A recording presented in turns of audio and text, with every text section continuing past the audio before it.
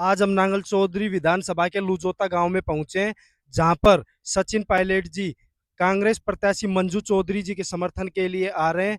आओ लोगों से उनके रुझान लेते हैं। बाबा नमस्कार। तो फिर अब की बार क्या रुझान रहने वाला है? तो साहब बढ़िया काम रखूँ। किसको जिता रहे हैं? मंजूर में। कितने वोटों से? तो साहब आप तो पब्लिक का आशा हमारे 20-25 की बात सोचा था। तो बाबा अब की बार क्या क्या उम्मीद लगा रहे हैं कांग्रेस सरकार से आप? सारी उम्मीद से सब कुछ मान ले सब काम न कर रही थी, हर चीज को नौकरी लगा रही थी भाई, जमींदारों की देख रेख कर रही थी, सब कुछ मान ले काम, बिजली को भी सब कुछ काम कर रही थी। बीजेपी वालों ने भट्ठा बढ़ा दिया। कुल मिलाकर एक ही बात कहना चाहता हूँ, सारी कमी, नौकरी खा गए बच्चे, डोलते बर्बाद होते, 10-10 साल कोचिंग कर क्या हाल उनका। आप ही बताओ। बाबा नमस्कार। तो अपने हरियाणा में विधानसभा चुनाव का डंका बज चुका है। 5 तारीख को वोट है। तो किसकी तरफ अपना रुझान रहने वाला है अब की बार? रुझान ये कांग्रेस की तरफ रहने वाला है जी अब की बार, क्योंकि ये तो अधिकारी था, पहले भी आईएएस था, तो जनता भी हाथ जोड़ती थी, आज भी हाथ जोड़वा रहा है, तानाशाही कर रहा है। ये तो अधिकारी था, ये सरकार चलाता था पहले, तो वो तो तानाशाही करेंगे। तो अब की बार क्या क्या उम्मीदें रहेंगी सरकार से आपकी? अब का जनता का तो ये रुख है कि अब की कांग्रेस, अब की बार कांग्रेस लाओ और बीजेपी को यहाँ से हटाओ। बीजेपी की ऐसी क्या क्या कमियां रह गई थी जो आप बीजेपी से इतने नाराज हैं? बीजेपी काम तो कर रही है, वैसे भाषणबाजियों में कमी नहीं छोड़ रही, काम कर, काम होता नहीं है जी, सबसे बड़ी बात ये है। बाबा अब की बार कुछ जातिवाद से भी इस चुनाव को जोड़ा जा रहा है। जातिवाद से तो कोई चुनाव नहीं, विकास का मुद्दा है। चुनाव में सबसे पहले प्राथमिकता विकास को दी जा रही है। विकास पिछले 10 साल में विकास बहुत कम हुआ है। जैसे हमारा जो ये क्षेत्र है, नांगल चौधरी हल्का का जो ये दक्षिणी जो ये क्षेत्र है, जो 20 गांव पड़ते हैं, इनमें न तो नहर आई है, नहर का पानी नहीं चढ़ा है। जैसे पहले भी इन्होंने कहा कि भाई यहाँ 170 फीट ऊंचाई है, नहर नहीं आएगा, जैसे जिसमें 20 गांव अभी भी नहर से वंचित हैं। तो अब जब तक इस पूरे हरियाणा में पानी आ चुका, तो हमारे पानी क्यों नहीं आ रहा? इसलिए हम कांग्रेस को वोट कर रहे हैं। विकास का मुद्दा किसान की नहीं सुनी जा रही है। सबसे पहले किसान का मुद्दा है, तो किसान भाइयों की कोई वो नहीं सुनाई हो रही है। नहीं तो टाइम पे खाद मिलता है, नहीं टाइम पे बिजली आती है, नहीं एमएसपी का पूरा भाव मिलता है। एमएसपी भी इस हिसाब से दी जा रही है कि जैसे किसी के खाते में आ जाती है, किसी के में नहीं जाती है, तो किसान में भटकता रहता है। नांगल चौधरी विधानसभा के मौजूदा विधायक ये बोल रहे हैं कि हमने हर गांव में नहर में पानी पहुंचाया है, टेल तक पानी पहुंचाया है। देखिए साहब, नांगल दरगू है, मूसनोता है, पाचनोता है, नया गांव है, और गोड़वा है, नारेड़ी है, जैसे पाचनोता है, बायल है, और भी उससे ऊपर जो गांव है बचे हुए हैं ना, उन गांव में पानी नहीं पहुंचा अभी तक। मोखुता, बामनवास, ये सभी गांव वंचित रह रहे हैं। तो बाबा अब की बार चुनाव में क्या रुझान रहेगा? भाई जो ये आई नहीं जिता जाओ चेरला है ना, कांग्रेस ने जीते को घना ही वोटों से हम कह दी तूने मुंह तो बात तो जाऊं को ना। तो भाई साहब आप इस चुनाव को किस तरीके से देख रहे हैं? चुनाव तो भाई साहब ये तो हर तरीके से हो रहा है आजकल, मतलब कि कोई जातिवाद भी फैला रहे, कोई कुछ फैला रहे, कोई इन्हें पैसा का मामला बना रहे, कोई अलग अलग प्रकार से बना रहे जी मामला। तो आप किस तरीके से देख रहे हैं? हम तो भाई सारा छत्तीस बरादरी के समाज से देख रहे हैं, कोई जातिवाद के हिसाब से कौन देख रहे हैं। सब 5 तारीख को वोट है, अपना क्या रुझान रहेगा अब की बार? अब की बार फुल बहुमत के साथ आएगी कांग्रेस। और ये जो दलालबाजी वाला सिस्टम है ना, ये बंद हो जाएगा। जो गांव गए 2-4 दलाल रखते हैं ना, ये सिस्टम बंद हो जाएगा। बीजेपी सरकार तो कह रही है हमने खर्ची पर्ची दलालों का सिस्टम बिल्कुल हटा दिया। ज़्यादा और किया है इन्होंने अब की बार, दलाल ज़्यादा हैं इनके। और कांग्रेस सरकार सबसे बढ़िया सरकार है, और 30-35 हज़ार वोटों से ज़्यादा से मारेगी। नमस्कार जी। नमस्कार। तो अपने 5 तारीख को विधानसभा के चुनाव आ गए हैं। आपको उस किस तरीके से उस चुनाव को देख? हमारा चुनाव हम इस अहंकारी और तानाशाही जो विधायक है इसके खिलाफ है। इसने भाई भाई को लड़ाने का काम किया है। इन्हें जाति पाति में विश्वास रखता है। यह एक भाई को दूसरे भाई से लड़ाता है। ये कहता है कि मैं तुम्हारी ही छाती पर मूँग दलूँगा, तो क्या ये इतना बड़ा पढ़ा लिखा आईएएस ऑफिसर हो गया कि जो यहाँ नांगल चौधरी की जो आम जनता है, इसको भोली-भाली जनता को ये कहता है कि तुम्हारी छाती पर मूँग दलूँगा।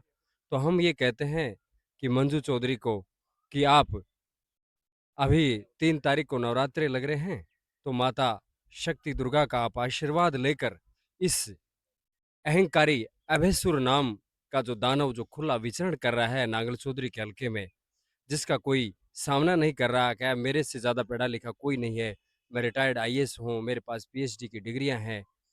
तो इसलिए हमें इसकी जो कलम की ताकत है, इस अभयसुर नाम के दानव की, इसकी जो हमारी जो प्रत्याशी है मंजू चौधरी, तो उसके हाथ में देवी स्वरूप शक्ति है वो, उसको तलवार देंगे, वोट के रूप में उसको शक्ति देकर उसकी कलम की ताकत को तोड़ेंगे और उसकी छाती पर वो कहता है कि मूँग दलूँगा।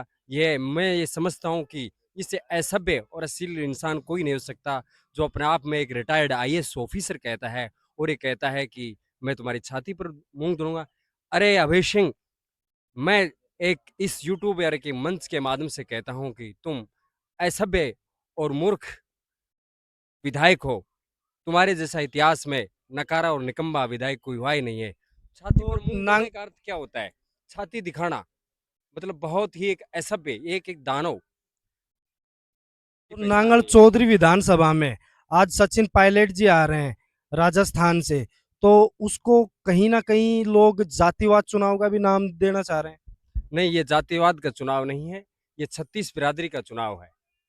जो हमारी भोली-भाली जनता भाजपा से त्रस्त हो चुकी है, जिसने 10 साल तक राज किया है, तो इसलिए सचिन पायलट जी एक राष्ट्रीय नेता हैं, वो जाति-पाति में विश्वास नहीं रखते, वो विकास में विश्वास रखते हैं, वो युवाओं के चेहरे हैं।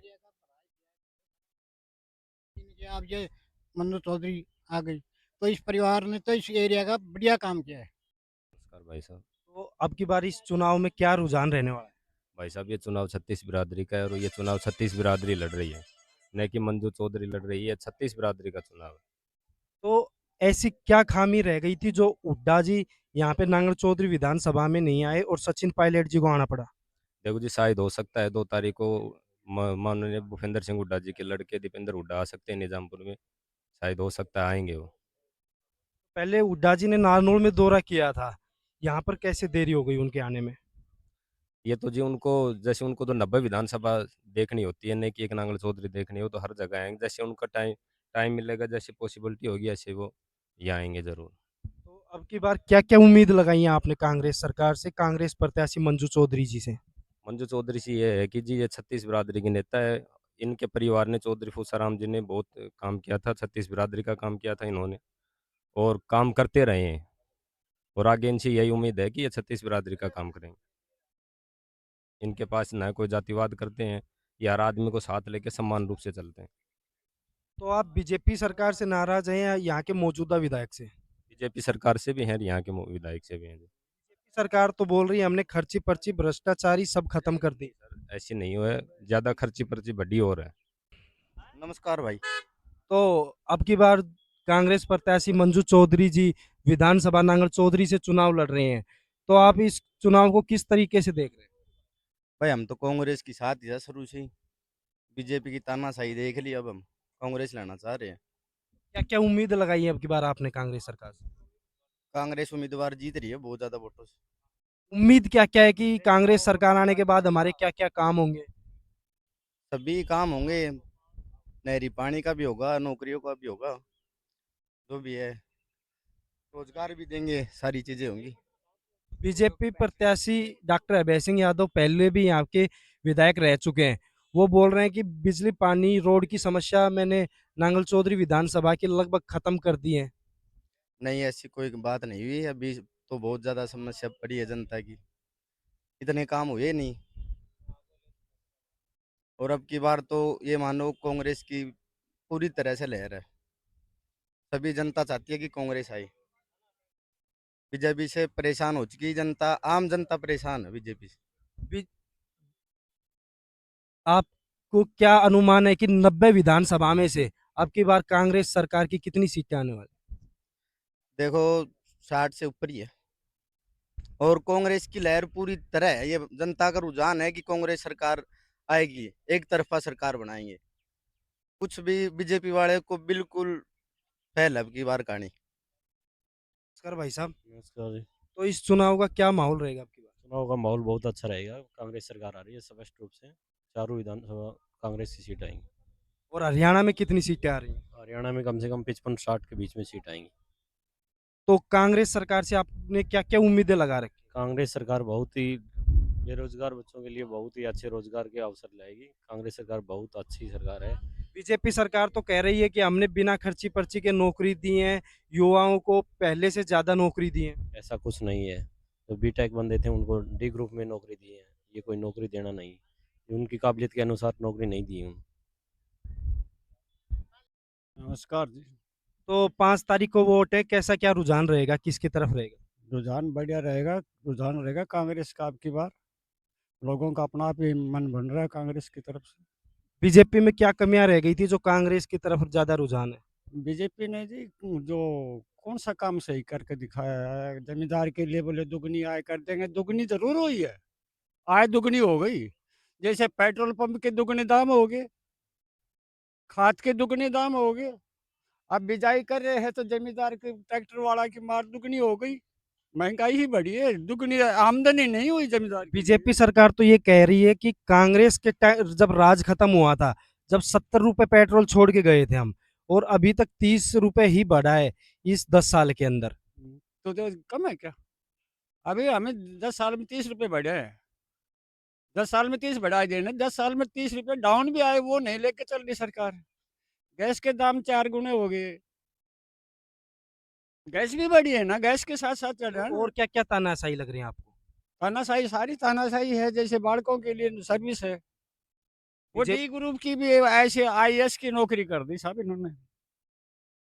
जो डी ग्रुप की नौकरी मिलनी चाहिए वो आईएएस वाली नौकरी का 80% 90% पर रख दिया बालकों को। बीजेपी सरकार कह रही है कि हम बिना खर्ची, बिना पर्ची योग्यता के आधार पे नौकरी दे रहे हैं। कोई नहीं, सब बकवास है। कोई खर्ची नहीं, कोई पर्ची नहीं, सारी खर्ची भी चल रही है, हर पर्ची भी चल रही है। ये बोल रहे हैं कि पहले तो पैसों में नौकरी बिकती थी। अब भी पैसों में बिक रही है। कौन कहता है पैसों में बिक्री नौकरी नहीं मिल रही?